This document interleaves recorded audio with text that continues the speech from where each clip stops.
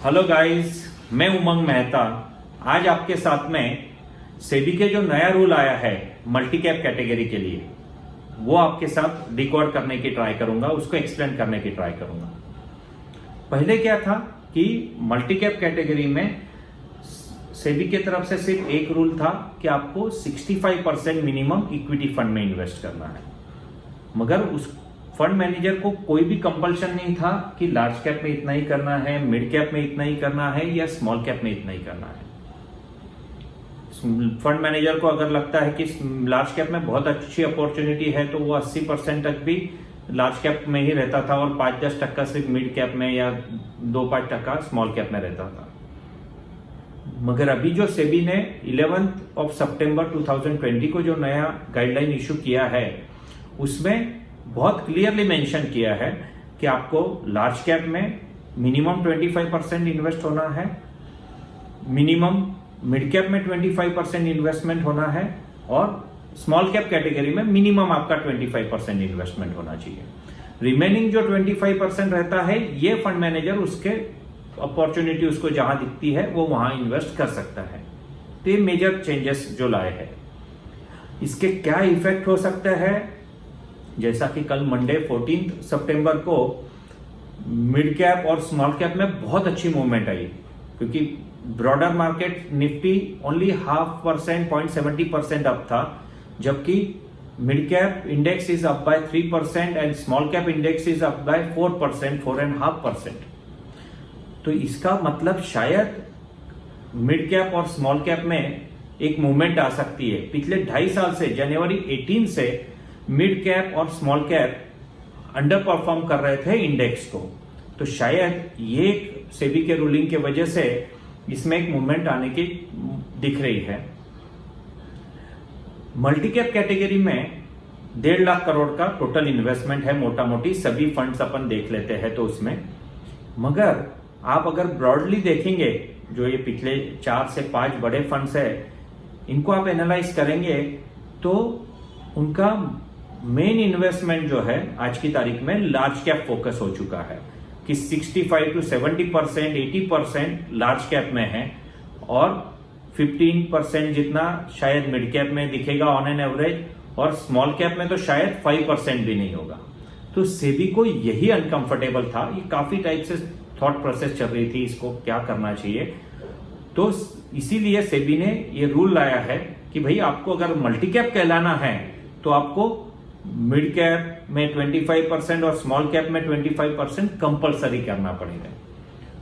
और ये शायद इंडस्ट्री के लिए भी बेनिफिट होगा, क्योंकि क्या हो रहा था कि पिछले 2.5 साल से पूरा पैसा सिर्फ लार्ज कैप में ही इन्वेस्ट हो रहा था और उनके पीई भी बहुत बढ़ रहे थे, उसकी वैल्यूएशन उनकी कंपनियों की बढ़ रही थी। और मिड कैप और स्मॉल कैप में कुछ कुछ अच्छी कंपनियां भी थी, मगर वहां पे इन्वेस्टमेंट नहीं आ रहा था। अभी देखिए 1.5 लाख करोड़ में से आज की तारीख में अगर अपन 25% स्मॉल कैप में गिनते हैं तो अगले 4 महीने में, क्योंकि सेबी ने इनको 3-4 महीने का ही टाइम दिया है कि भाई आपको ये प्रोपोर्शन में आपका इन्वेस्टमेंट रीएसेट एलोकेट करना है, तो स्मॉल कैप में शायद अगले 4 महीने में 25,000 करोड़ का इन्वेस्टमेंट आ सकता है, मिड कैप में 12-15 हजार करोड़ का आ सकता है और लार्ज कैप में से 40,000 करोड़ का सेलिंग हो सकता है। यह आइडिया से बहुत सारे फंड मैनेजर जो है वो कंफर्टेबल नहीं है। उन्होंने सेबी के पास में इसको रखा भी ये problem, and SEBI has come out with very fast clarification on this on Sunday evening only, कि भाई अगर आपको मल्टी कैप नाम रखना है तो ये कंपल्शन है। अगर आप कंफर्टेबल नहीं हो तो आप आपका लार्ज और मिड कैप में ही आपका इन्वेस्टमेंट रखना चाहते हो तो आपका फंड का नाम चेंज कर लीजिए, या आप फोकस फंड में ही जाना चाहते हो जहां 30 कंपनीज आपको है तो आप आपका जो मल्टी कैप फंड है उसको रीनेम करके फोकस फंड शिफ्ट कर लीजिए। और अभी अगला एक नाम चल रहा है कि फ्लेक्सी फंड, कि जहां पे फंड मैनेजर को फ्लेक्सिबिलिटी रहेगी कि वो फंड उसका किसी भी तरीके से इन्वेस्ट कर सके, कि लार्ज कैप में उसके अपॉर्चुनिटी दिखती है तो ज्यादा वहां करे, उसको मिड कैप में दिखती है तो उस तरीके से करे। मगर उसके लिए फिर आपको परमिशन भी लेनी है और आपको उस तरीके से आपका फंड का नाम भी चेंज करना पड़ेगा। मगर अगर आपको मल्टी कैप कैटेगरी ही कहलानी है तो you have to follow this now. मगर अभी इसका मतलब ये नहीं कि मिड कैप और स्मॉल कैप के स्टॉक्स आप बाय करिए।